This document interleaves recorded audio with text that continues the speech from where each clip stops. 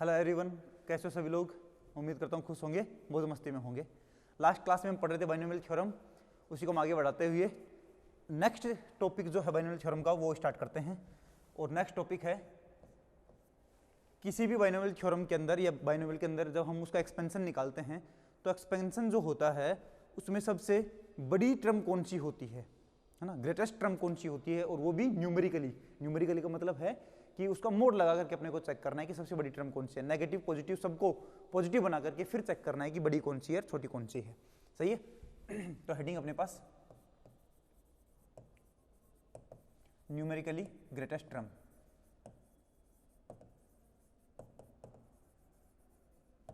Numerically greatest term. Numerically greatest term. इसमें क्या होता है, जैसे कोई टर्म पॉजिटिव बन गई, कोई टर्म नेगेटिव बन गई, तो हर एक टर्म को जो पॉजिटिव बन रही है उसके ऊपर भी मोड लगाना है, और जो नेगेटिव बन रही है उसके ऊपर भी मोड लगाना है, जो पॉजिटिव बन रही है उसके ऊपर भी मोड लगाना है, सबके ऊपर मोड लगाना है। और फिर चेक करना है कि अपने पास सबसे बड़ी से बड़ी टर्म कौन सी आ रही है, तो वो अपने को क्या मिलेगी, न्यूमेरिकली ग्रेटेस्ट टर्म मिलेगी। ठीक है। न्यूमेरिकल का मतलब क्या है, मॉडुलस के बाद, मोड के बाद हर एक टर्म का मोड निकाल करके फिर अपने को चेक करना है कि कौन सी टर्म बड़ी है, कौन सी टर्म छोटी है। सही है। तो अगर हमें ये चेक करना पड़ेगी कौन सी टर्म अपने पास सबसे बड़ी वाली है, कौन सी टर्म सबसे छोटी वाली है, तो हम क्या बोलेंगे कि मान लेते हैं कोई एक टर्म है, कोई भी जनरल टर्म TR+1 वाली, वो क्या है, सबसे बड़ी वाली टर्म है, सबसे बड़ी वाली टर्म है। तो उससे जस्ट एक आगे टर्म जो कि R+2 वाली टर्म होगी, TR+2 वाली होगी वो, और जो उससे जस्ट पीछे वाली टर्म होगी TR वाली। मतलब अगर TR+1 अगर सबसे बड़ी टर्म है तो TR वाली और TR+2 वाली दोनों टर्म TR+1 से छोटी होंगी कि नहीं होंगी, होंगी। मानते हैं। तो टर्म सबसे बड़ी है उससे लेफ्ट वाली और उससे राइट वाली दोनों ही टर्म क्या होंगी, उससे छोटी होंगी, क्योंकि बीच वाली टर्म क्या है, सबसे बड़ी है। सही है। तो उसी कॉन्सेप्ट को हम यूज में लेकर के आगे बढ़ते हैं। न्यूमेरिकल का मतलब क्या है, मोड यूज करना है। ओके। तो एक तो है अपने पास general method. General method, general method क्या बोलता है, जनरल मेथड होता है अपने पास कि कोई भी a+b⁴n है, इसके अंदर अपने को न्यूमेरिकली ग्रेटेस्ट टर्म लेनी है, तो मैं मान लेता हूं कि let TR+1 is numerically greatest. Numerically greatest, numerically greatest term. सबसे बड़ी टर्म अगर TR+1 है तो TR वाली और TR+2 वाली दोनों इससे छोटी होंगी। इसका मतलब क्या है, दैट इज TR+1 का जो मोड है वो बड़ा होगा किससे, TR+2 के मोड से भी बड़ा होगा, एंड किससे बड़ा होगा, TR वाले मोड से भी बड़ा होगा। TR के मोड से भी TR+1 बड़ा होगा और TR+2 से भी TR+1 वाला मोड बड़ा होगा। तो अब अपने पास सामने ये क्या है, डबल इनइक्वलिटी है, दो बार इनइक्वलिटी लगा रखी है, लेकिन ध्यान रहे ये लेस देन इक्वल टू है और ये ग्रेटर देन इक्वल टू है। क्लियर है। तो ये क्या बन गई, डबल इनइक्वलिटी। क्या बन गई है, डबल इनइक्वलिटी। Double inequality.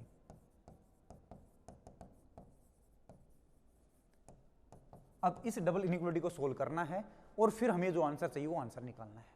समझ गए। Solve this double inequality, solve this double inequality, double inequality and find the answer. Find the answer. ये तो हुआ अपने पास जनरल मेथड, इस डबल इनइक्वलिटी को सोल्व करना है और अपने को आंसर फाइंड करना है। एक और है अपने पास तरीका, दूसरा तरीका क्या है, जिसको हम पर्टिकुलर मेथड बोलते हैं। पर्टिकुलर मेथड, क्योंकि ये मेथड जो है वो पर्टिकुलर जगह पर ही लगता है अपने पास। पर्टिकुलर मेथड, और पर्टिकुलर मेथड क्या है कि अगर अपने पास बाइनोमियल ऐसी बन जाए 1 प्लस समथिंग की पावर n, और समथिंग को मैं x लिख देते हैं, 1 प्लस एक्स की पावर n अगर लिखा जाए, क्या लिखा जाए, 1 plus x to the power n। मतलब जो फर्स्ट प्लेस पे जो एलिमेंट है वो अगर 1 बन जाए या हम उसको 1 बना पाए, लेकिन यहाँ पर ये तो किसके लिए लगता है, सबके लिए।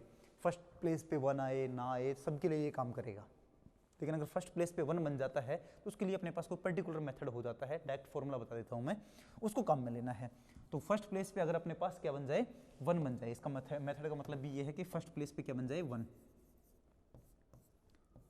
At first place.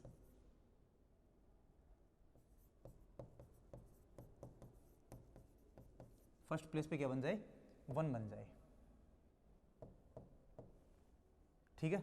First place पे क्या बन जाए, 1 बन जाए, तो अपने पास क्या होगा फिर देखना, फिर हमें यही मेथड यूज़ करना है, लेकिन इसी को मैं थोड़ा सिंप्लीफाई कर देता हूँ। तो क्या बनेगा, TR+1 का mod greater than equal to TR+2 का मोड, और इधर बनेगा लेस देन इक्वल टू, ये क्या बनेगा, TR का मोड,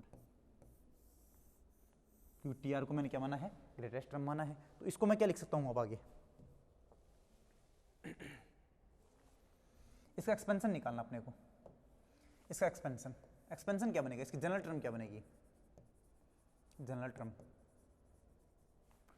टर्म क्या होगी बताना, TR+1 equal to NCR into first place पे जो है उसकी पावर n-1, सॉरी n-r, और n-1 की पावर n-r करने का कोई फायदा नहीं है, तो क्या बन गया 1 की power n-r into x to the power r। ये बना कि नहीं बना, इसी को मैं क्या लिख दूंगा, TR+1 equal to NCR into x to the power r। यही अपने पास जनरल TR+1 होता है क्या, हाँ, TR+1 अगर ये है तो TR+2 क्या होगा, यहाँ पर n+1 और यहाँ पर भी, सॉरी यहाँ पर r+1 और यहाँ पर भी r+1, और TR क्या होगा, यहाँ पर r-1 और यहाँ पर भी r-1।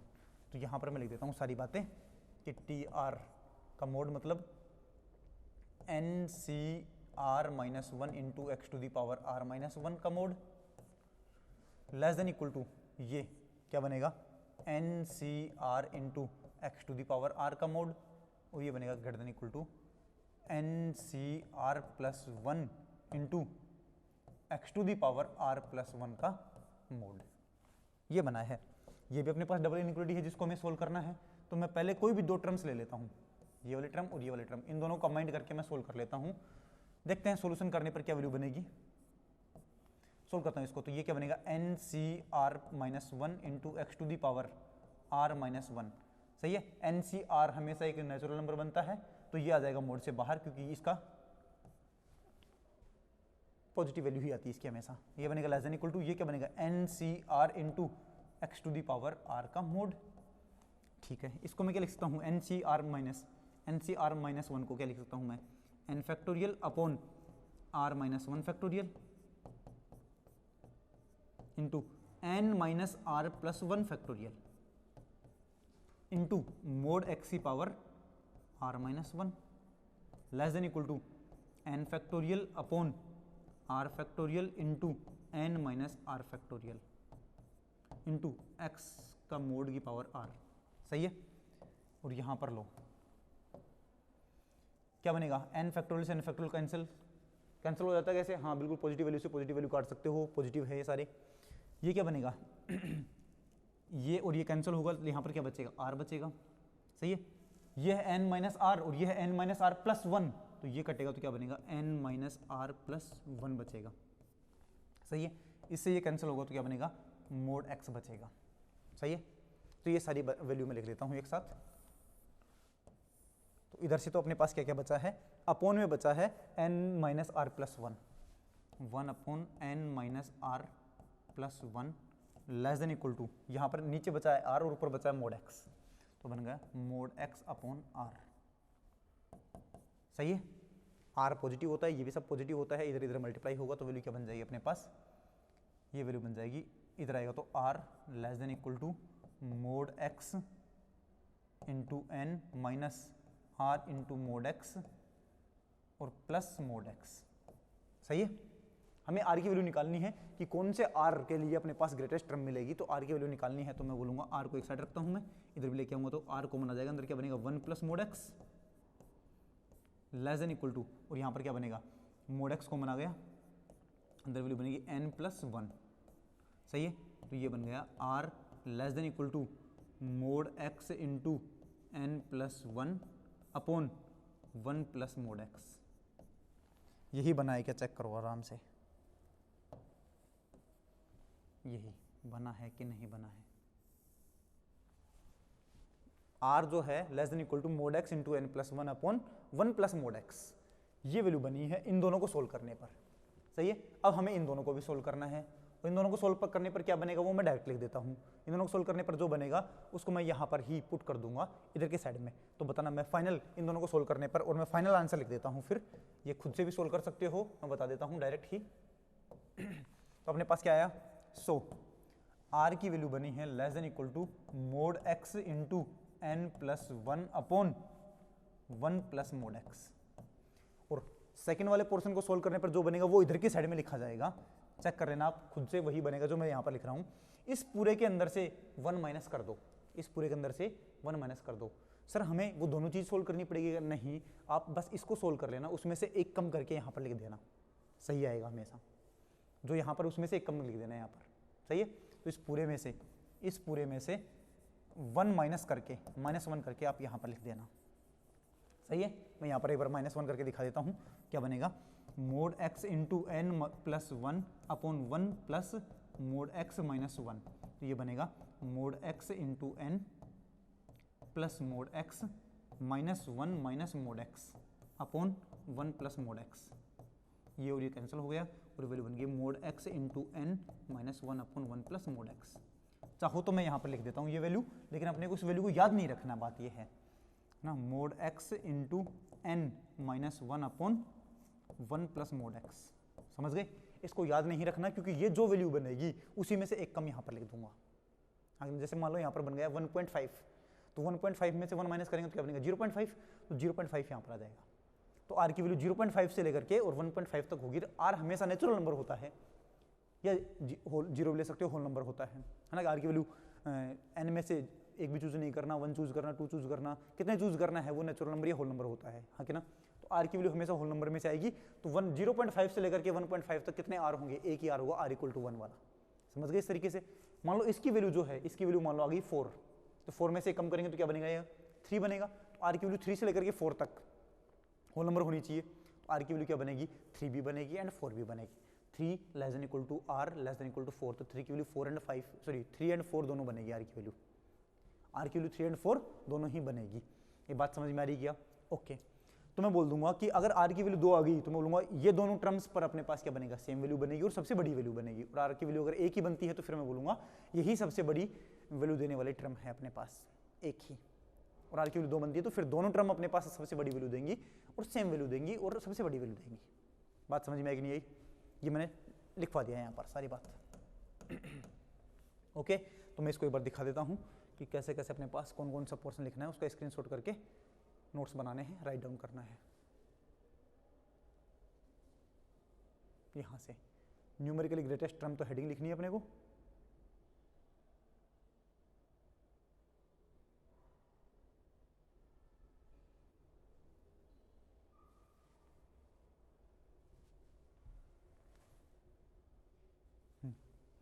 यहाँ से यहाँ तक स्क्रीनशॉट कर लो एक बार।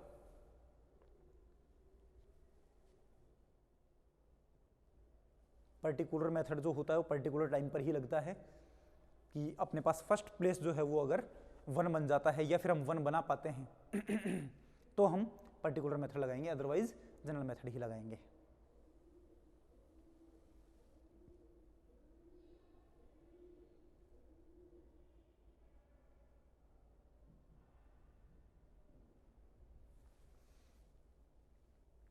ये स्क्रीनशॉट करो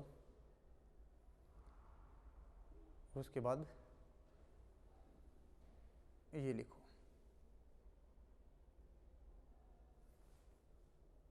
इसका स्क्रीनशॉट करना, इसमें से एक माइनस करके ही यहाँ पर लिख देना। सिर्फ इसको याद रखना है, इसको याद नहीं रखना है। और अगर किसी को याद ना रखो तो फिर अपने पास पता ही है, जनरल मेथड अप्लाई करना है। Okay,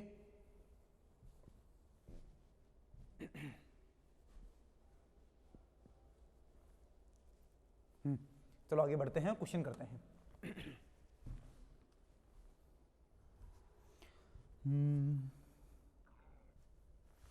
example,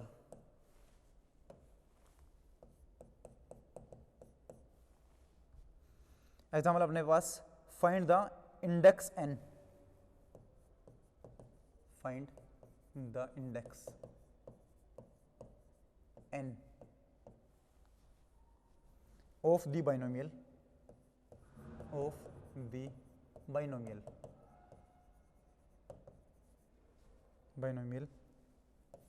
x upon 5 plus 2 upon 5 की power n if the ninth term the ninth term of the expansion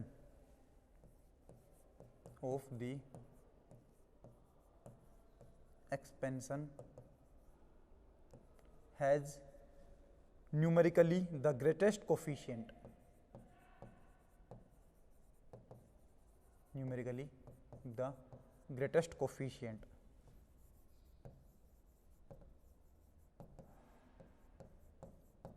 coefficient n belongs to natural number है ये अपने पास at x equal to 1, x equal to 1 point पर अपने पास इसकी numerically greatest value मिलेगी नाइन्थ टर्म की, ऐसा इसने बोला है। तब अपने को इंडेक्स n बताना है, मतलब इस n की वैल्यू बतानी है, ये अपने को चेक करना है। तो ध्यान रहे अपने पास बाइनोमियल जो दे रखा है वो क्या दे रखा है,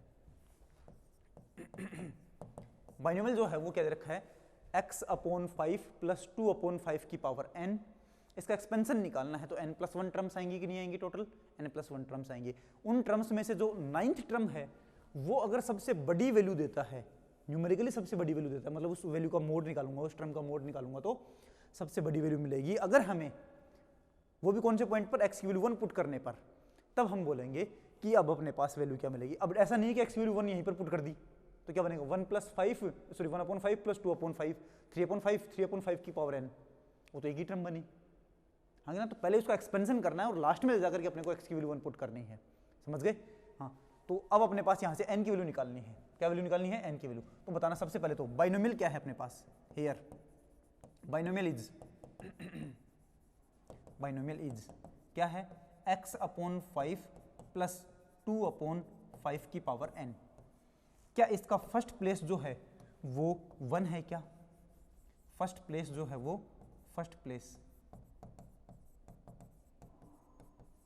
इज नोट 1 तो नहीं है। तो क्या हम इसको 1 बना सकते हैं क्या, 1 बनाने के लिए x/5 को बाहर लेना पड़ेगा। x/5 को मैंने बाहर लिया तो x/5 की पावर n बाहर आएगी, हाँ कि ना।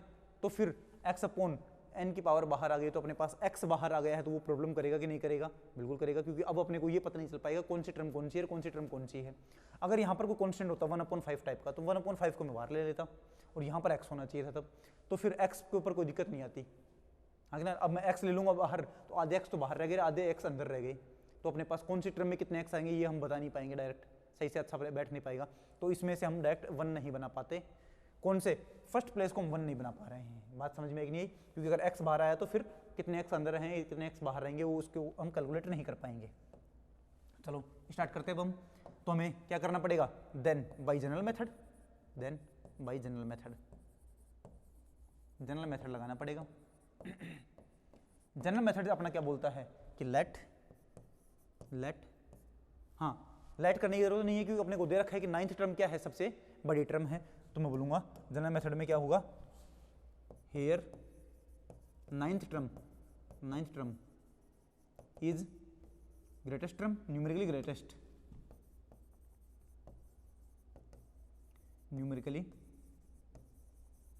Greatest term. देन बताना TR का जो मोड है, TN का जो मोड है वो बड़ा बनेगा T10 के मोड से भी, और बड़ा बनेगा किससे, T8 के मोड से भी बड़ा बनेगा। ये बात समझ में आई है कि नहीं आई है, आई है। तो एक बार तो इन दोनों इनइक्वालिटी को सोल्व करना है, एक बार इन दोनों इनइक्वालिटी को सोल्व करना है, सही है। तो पहले मैं कौन सी इनइक्वालिटी ले लेता हूँ, ये वाली इनइक्वालिटी ले लेता हूँ, ये वाली, सही है। तो यहाँ पर मैं बात करता हूँ, देन T8 का mod less than equal to T9 का मोड, क्लियर। T8 क्या होगा अपने पास बताना है, T8 को मैं लिख दूं क्या, T7+1 का mod less than equal to T8+1 का मोड, ओके बिल्कुल।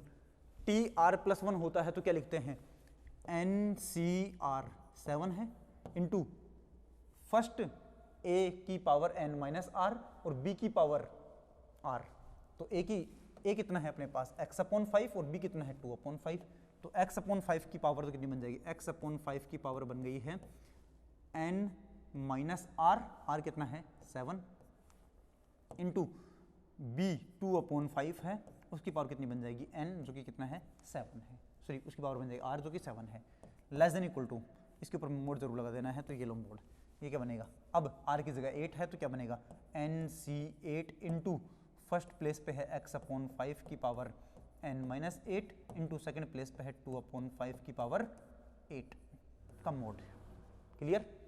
हाँ, मोड से बाहर कौन कौन आ जाएगा उसको लिख लो, ये पॉजिटिव नंबर होता है बाहर आ जाएगा, ये भी पॉजिटिव नंबर है बाहर हो जाएगा, अंदर सिर्फ ये बचेगा, तो क्या बनेगा NC7 इंटू 2/5 की पावर 7 इंटू ये क्या बनेगा मोड x की पावर n-7 अपॉन 5 की पावर n-7। सही है, ये बचेगा यहाँ पर, और ये क्या बनेगा less than equal to NC8 into 2/5 की पावर 8 इंटू x का मोड की पावर n-8 अपॉन नीचे बनेगा 5 की पावर n-8। क्लियर? जो जो कट पा रहा है उसको काट दो, जो पॉजिटिव वैल्यू कट सकती हैं इनइक्वलिटी के अंदर।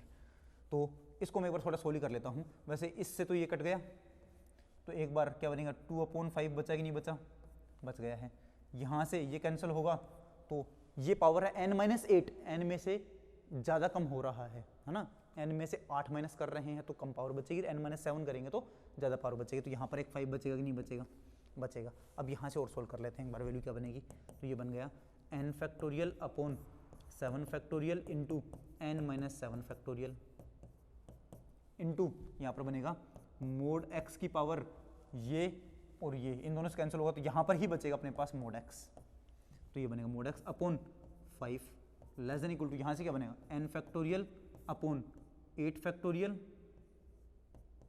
Into n-8 factorial. सही है, और इंटू बाकी कुछ बचा क्या, बाकी सब कुछ कट ही गया है अपने पास, तो n फैक्टोरियल से n फैक्टोरियल कैंसिल हो गया है, और 7 फैक्टोरियल से 8 फैक्टोरियल कैंसिल होगा तो यहाँ पर बचेगा 8, और n-8 से ये कैंसिल होगा तो अपने पास क्या बचेगा n-7 बचेगा, तो उसके बाद जस्ट बाद n-8 आएगा, वो इससे कट गया है, और तो अपने पास कुछ बचा नहीं, तो यहाँ पर ये जो वैल्यू बनी है उसको साइड में लिख दो एक बार के लिए। इधर क्या बचा है अपने पास mod x upon n-7 into 5 less than equal to 1/8। हमें किसकी वैल्यू निकालनी है, n की वैल्यू निकालनी है, तो n को इधर भेज दो इधर, लेकिन आप मल्टीप्लाई कर रहे हो तो ध्यान रहे सारी वैल्यू पॉजिटिव होनी चाहिए, n-7 कभी नेगेटिव हो ही नहीं सकता वरना उसका फैक्टोरियल काम नहीं करेगा, तो ये इधर जाके मल्टीप्लाई होगा तो 8 mod x less than equal to 5n-35। सही है, यहाँ से अपने पास इधर जाएगा, ये वैल्यू इधर जाएगी, तो वैल्यू क्या बनेगी 5n greater than equal to 8 mod x minus 35। हाँ कि ना, सही है, ये अपने पास बचा है। कौन से पॉइंट पर है एट x इक्वल टू 1 अपने पास सबसे बड़ी वैल्यू देगा, कौन से पॉइंट पर x इक्वल टू 1 पर, ये बनेगा x इक्वल टू 1, सही है, तो यहाँ से अपने पास वैल्यू क्या बनेगी, ये सही है ना, एक बार चेक कर लेना, पर कुछ प्रॉब्लम तो नहीं होगी अपने पास, मेरे को लग रहा है सही चल रहा है अपना, कुछ ये रिकॉर्डिंग वाले में ये दिक्कत है सबसे बड़ी कि कुछ अगर बच भी गया होगा तो हम समझ नहीं पाते हैं। इसका ये 2/5 और रह गया है ना, ये अपने ध्यान नहीं रहा था ना, तो इसको कर दो मल्टीप्लाई 2/5। सही है, तो ये और ये कैंसिल हो गया अपने पास, तो ये बचेगा 4, तो नीचे बन गया 20 ना, ये थोड़ा ध्यान रखना है, ये लो 20, इधर भी थोड़ा चेंज होगा, ये बन गया 20, इधर जाएगा तो 20 mod x less than equal to 5n-35।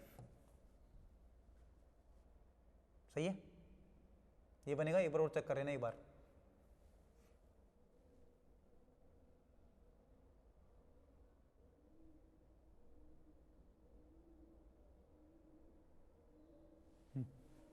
Check कर लो कुछ गड़बड़ तो नहीं है।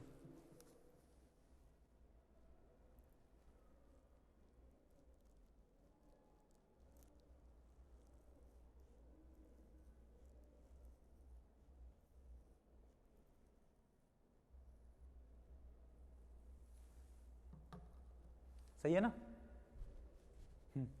चलो ये बन गया 5n greater than equal to 20 mod x plus 35। Clear? At x equal to 1 तो ये वैल्यू बन जाएगी 5n greater than equal to 20 plus 35 जो कि बनता है 55। तो n की वैल्यू बन गई greater than equal to 11, n greater than equal to 11। ये है इक्वेशन नंबर 1। n की वैल्यू अभी तक ये पता है कि 11 से छोटी नहीं आ सकती, 11 या 11 से बड़ी ही बनेगी। अब अपने पास दूसरी इनइक्वलिटी और थी, ये तो हमने लेफ्ट वाला ही सोल्व किया, अब ये वाला सोल्व करना है, हाँ कि ना। तो Tn का mod greater than equal to T10, T9 का T10 के साथ लगाना है। तो यहाँ पर है and T9 mod greater than equal to T10 का मोड। T9 कितना है अपने पास, इसको लिख सकता हूँ T8 प्लस 1 का mod greater than equal to, ये क्या बनेगा T9 प्लस 1 का मोड।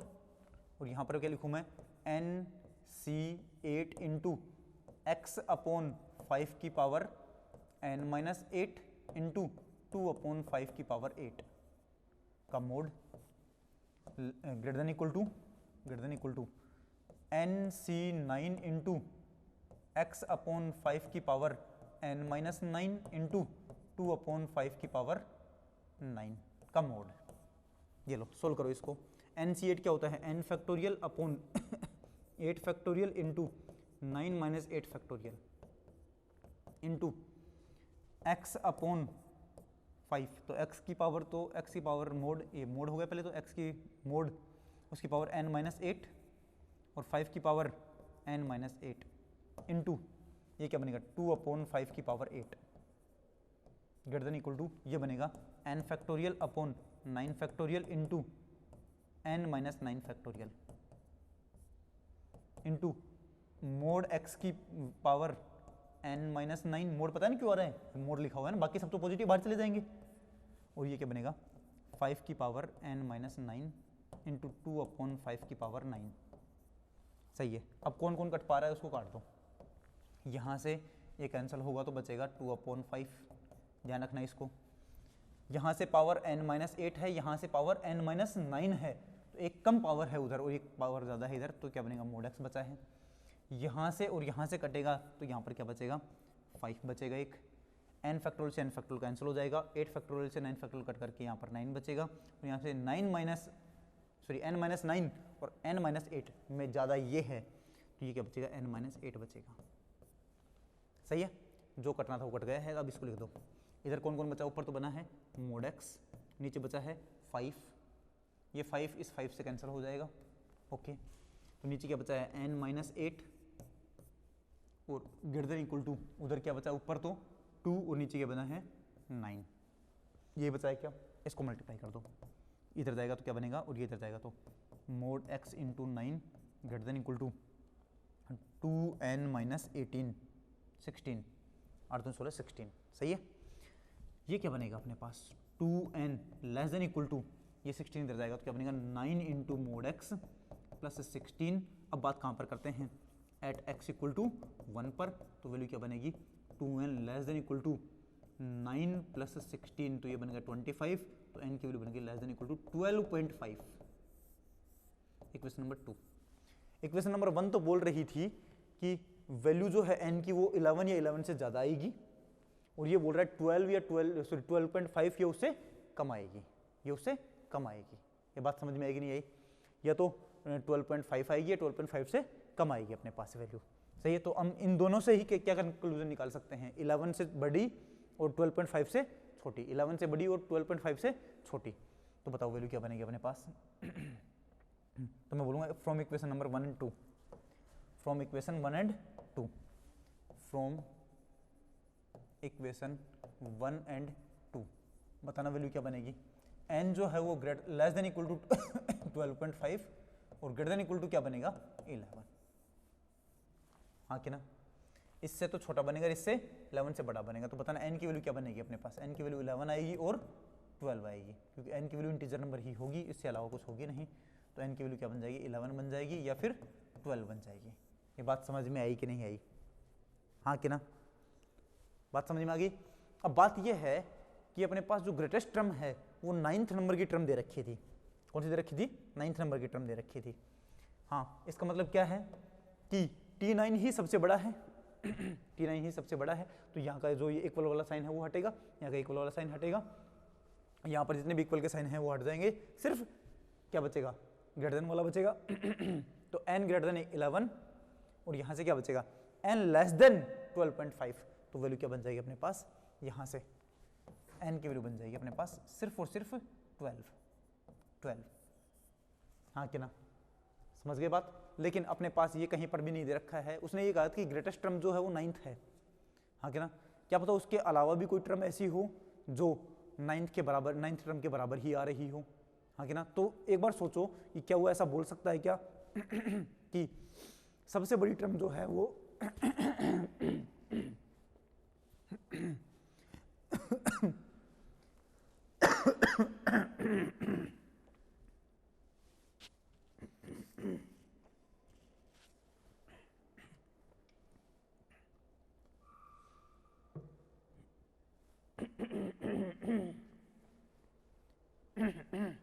हाँ, ऐसा बोल सकता है क्या कि सबसे बड़ी जो टर्म है वो अपने पास 9th वाली टर्म है। बताओ, अगर सबसे बड़ी टर्म अगर 9th टर्म होगी तो अपने पास बाकी जो टर्म है वो उसके बराबर भी हो सकती हैं और उससे छोटी भी हो सकती है, बात ये है। लेकिन अगर मैं बोल दूं कि 9th टर्म सबसे बड़ी है, इसका मतलब बाकी सारी टर्म उससे छोटी ही है, सही बात है कि नहीं। तो हम यहाँ पर बोल देंगे कि देखो, एक तो पहले बात क्वेश्चन में मेंशन कर दे वो अलग से कि 9th टर्म सबसे बड़ी है, उसके अलावा और उसके बराबर नहीं है कोई भी, सही है, तो हम अलग से मान लेंगे 9th टर्म सबसे बड़ी है। और अगर ऐसा बोल दे कि 9th टर्म सबसे बड़ी है तो ऑटोमेटिकली अपने को समझना बाकी सारे टर्म उससे छोटी है। हाँ कि ना, तो यहाँ से अपने पास n की वैल्यू क्या निकल के रहेगी, सिर्फ 12th निकल करके आएगी। बात समझ में आ गई, तो पीछे वाला पूरा लिख भी लेना और तो यहाँ से इस वाले से लिख लो ये,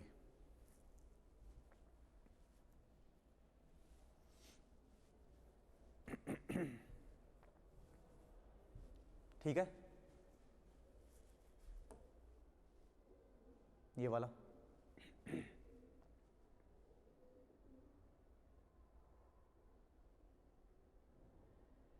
उसके बाद ये वाला,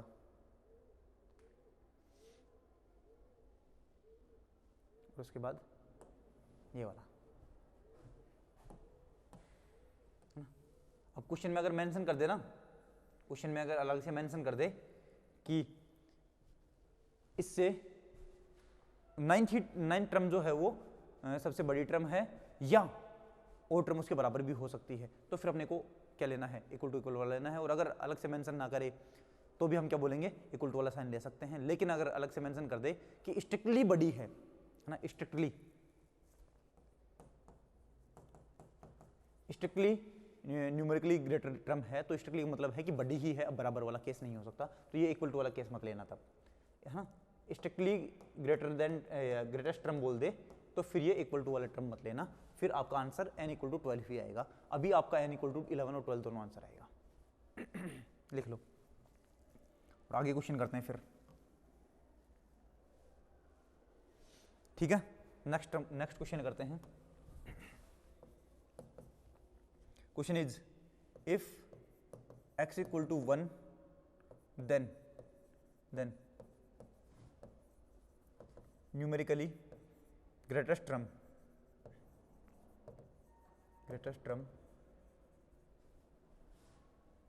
in the expansion of 3 minus 2x की पावर 9। क्या पूछ रहा है ये कि इसके अंदर अपने पास सबसे बड़ी से बड़ी टर्म बतानी है कि कौन सी होगी। x की वैल्यू 1 पुट करना है, पहले इसका एक्सपेंशन निकालना, क्योंकि डायरेक्ट अगर आप x की वैल्यू 1 पुट कर दोगे तो ये क्या बन जाएगा 3 माइनस 2 की पावर 9, जो कि 1 की पावर 9 बन जाएगा। उसमें कोई टर्म ही नहीं बनी है, अपने पास एक ही टर्म बनी है। टोटल इसके पास कितनी टर्म्स बनेंगी बाइनोमियल के अंदर, 10 टर्म्स बनेंगी। उन 10 टर्म्स के अंदर अपने को ये बताना है कि कौन से नंबर की जो टर्म होगी या कौन सी टर्म जो होगी वो ग्रेटेस्ट, न्यूमेरिकली ग्रेटेस्ट होगी। ओके, सॉल्यूशन में यहां पर अपने पास हियर बाइनोमियल इज क्या है अपने पास 3 माइनस 2x की पावर 9 है। फर्स्ट प्लेस जो है उसको मैं 1 बना सकता हूँ क्या, बिल्कुल बना सकता हूँ। तो फर्स्ट प्लेस 1 कैसे बनेगा देखना, यहाँ पर मैं क्या लिख दूँ, इसको मैं 3 की पावर 9 बाहर ले लूँ, यहाँ पर क्या बनेगा 1 माइनस 2x अपॉन 3 की पावर 9। अब अपने को ये नहीं बताना कि ग्रेटेस्ट टर्म की वैल्यू क्या होगी, क्योंकि अगर ग्रेटेस्ट टर्म मैं यहाँ से निकाल लूँ उसको मैं 3 की पावर 9 से मल्टीप्लाई कर दूंगा, तो ग्रेटेस्ट टर्म जो यहाँ से निकलेगी उसको मैं इससे मल्टीप्लाई करूंगा, तो वो भी ग्रेटेस्ट टर्म होगी कि नहीं होगी, क्योंकि सब टर्म से ये तो 3 की पावर 9 तो मल्टीप्लाई होगा ही, सबसे मल्टीप्लाई होगा हर एक टर्म से। हाँ, तो जो बड़ी से बड़ी टर्म आएगी उससे भी मल्टीप्लाई होगा, तो उस बड़ी से बड़ी वाली टर्म को और बड़ा बना देगा ये, हाँ कि ना। तो इससे अपने को फर्क नहीं पड़ने वाला है। क्लियर है सर? अगर मान लो नेगेटिव का बाहर आ जाता तो भी हम उसको मोड ही लगाते, क्योंकि हमने पता है कि मोड के हिसाब से अपने को ग्रेटेस्ट और लीस्ट वैल्यू बतानी होती है ना। न्यूमेरिकली का मतलब ये होता है कि उसका मोड लगा के सबसे बड़ी वैल्यू बतानी है। तो अगर मैं इसकी ग्रेटेस्ट टर्म निकाल लूँ तो अपने पास टोटल की ग्रेटेस्ट टर्म आ जाएगी कि नहीं आ जाएगी? आ जाएगी। तो इसकी ग्रेटेस्ट टर्म निकालने के लिए हमने क्या कहा था कि टर्म टोटल क्या कैसी होनी चाहिए? 1 प्लस एक्स, 1 प्लस एक्स। अब इस पूरे को x मानना है, उसकी पावर 9, उसकी पावर 9। तो मैं बोलूंगा यहां पर तो क्या है 1 बन गया है, और इसको मैं क्या बोलूंगा पूरे को x बोलूंगा। क्या बोलूंगा? x, लेकिन माइनस के साथ, है ना, माइनस के साथ वाले को मैं तो ये लिख दूं मैं एक बार के लिए इसको लिख देता हूं ये ऐसे 3 की power 9 into 1 plus minus 2x upon 3 की पावर 9।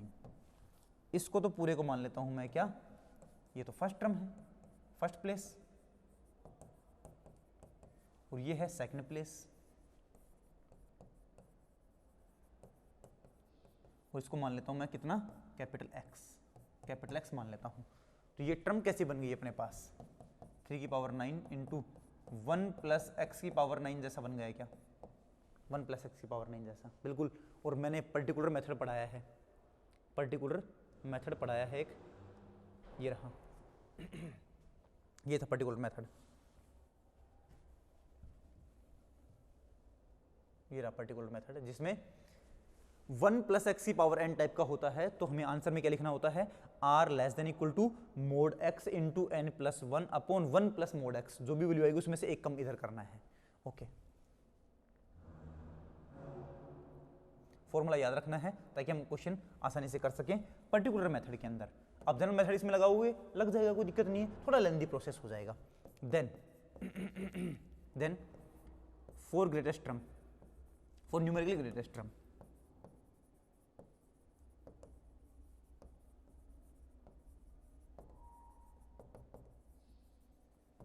क्या बनता है? r less than equal to क्या बनेगा इधर? Mod x into n plus 1 upon mod x plus 1, हाँ कि ना। और यहाँ पर लेस देन इक्वल टू के साथ कुछ होता है, और क्या होता है?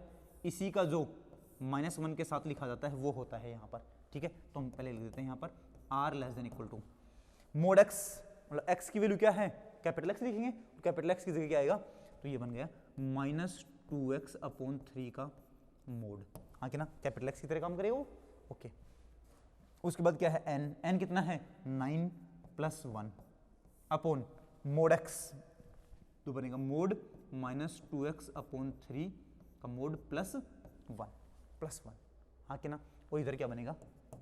कुछ बनेगा, और वो कुछ क्या होगा? इसी में से एक कम होगा, हाँ कि ना। अब कौन से पॉइंट पर चेक करना है अपने को? x इक्वल टू 1 पर चेक करना है, तो x इक्वल टू 1 रख देता हूँ। Then at x equal to 1, तो क्या वैल्यू बनेगी अपने पास x इक्वल टू 1 रखने पर? ये r less than equal to, यहाँ पर तो x इक्वल टू 1 रखने पर -2 अपॉन 3 का मोड इंटू 10 अपॉन -2 अपॉन 3 का मोड प्लस 1, सही है। तो इसको मैं सोल्व करना चाहूँ, अलग से सोल्व कर लो इसको, तो क्या बनेगा? 2 अपॉन 3 इंटू 10 अपॉन ये क्या बनेगा? 2 अपॉन 3 प्लस 1, तो ये बन गया 5 अपॉन 3, सही है। 3 से 3 कैंसिल हो गया है, ये बन गया ऊपर 20 अपॉन 5 क्या होता है? 4, तो यहाँ पर बन गया 4, सही है। तो ये बन गया है r less than equal to 4, और इससे एक कम इधर लिखते हैं, तो वो क्या बन गया है? Less than equal to 3। ये बात समझ में आई है कि नहीं आई? और वही केस है, वापस से लेस देन इक्वल टू आया है, लेस देन इक्वल टू आया है, इक्वल टू भी साइन साथ में आ रहा है कि नहीं आ रहा है? तो मैं यहाँ से क्या निकाल के बोलूँगा? मैं बोलूँगा कि r की वैल्यू क्या बनेगी? 3 एंड 4 बनेगी, r की वैल्यू 3 भी बनेगी 4 भी बनेगी, हाँ कि ना। तो मैं क्या लिखूंगा? सो कौन कौन सी टर्म T4, क्योंकि r की वैल्यू 3 है, तो अपने पास टर्म नंबर कौन सी बनेगी? r की वैल्यू 0 लिखने पर फर्स्ट टर्म होती है, r की वैल्यू 2 लिखने पर, सॉरी 1 लिखने पर सेकंड टर्म होती है, r की वैल्यू 3 लिखने पर फोर्थ टर्म होती है, और r की वैल्यू 4 लिखने पर फिफ्थ टर्म आएगी। तो एक तो क्या बनेगी? फोर्थ टर्म, एक तो क्या बनेगी? Fourth term. T4 and T5 are numerically numerically greatest terms.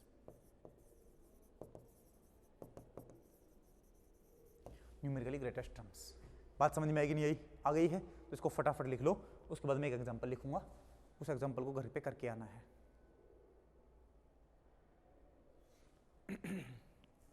ये लो, जल्दी इसका स्क्रीनशॉट करो।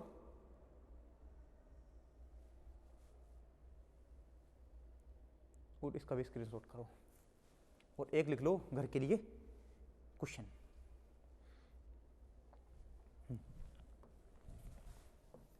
Question is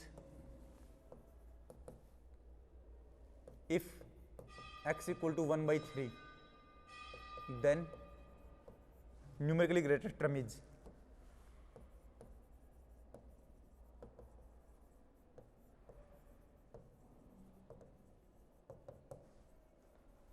numerical greatest term is या numerical greatest term in 1 + 4x की पावर 8 इज। इस पूरी के अंदर न्यूमेरिकली ग्रेटेस्ट टर्म कौन सी होगी? याद रहे फर्स्ट टर्म अपने पास क्या है 1, तो इसमें हम पर्टिकुलर मेथड भी लगा सकते हैं, जनरल मेथड भी लगा सकते हैं। हमारी इच्छा है कि हम पर्टिकुलर मेथड लगाएं तो पर्टिकुलर मेथड लगा सकते हैं। तो ये तो फर्स्ट टर्म तो हो गई, फर्स्ट प्लेस तो हो गया 1, और जो सेकंड प्लेस है उस सेकंड प्लेस को हम क्या मान लेंगे? कैपिटल एक्स मान लेंगे। फॉर्मूला लगा देंगे कौन सा? r <= mode capital x into n + 1 upon mod x + 1। n की वैल्यू कितनी है 8, तो यहाँ पर बन जाएगा 9, और ये क्या बन जाएगा 4x का मोड, यहाँ पर भी क्या बन जाएगा 4x का मोड। x की जगह क्या रखना है 1/3, तो ये बन जाएगा 4/3, ये बन जाएगा 4/3। इसको सोल्व करना है और r की वैल्यू जो कुछ भी इधर की साइड में बनेगी उससे एक कम इधर रखना है, जो कुछ भी बनेगा उसमें। तो r की वैल्यू बता देनी कितनी आएंगी कितनी नहीं आएंगी। r की वैल्यू अपने को होल नंबर में से ही बतानी है। बात समझ में आएगी नहीं आई? तो इसका एग्जाम्पल, इस एग्जाम्पल को सोल्व करके इसका आंसर कमेंट बॉक्स में जरूर लिख देना है, मैं समझ जाऊँगा तुम लोगों ने सोल्व कर लिया है। सही है? ओके, इस एग्जाम्पल को हम अगली क्लास में फिर सोल्व करेंगे, लेकिन उससे पहले तुम लोग कमेंट सेक्शन में इसका आंसर जरूर लिख देना। ओके, मिलते हैं। तो इतना कर लेना एक बार, मिलते हैं अगली क्लास में। तब तक के लिए tata good bye, take care, पढ़ते रहें, मुस्कुराते रहें, खुश रहें।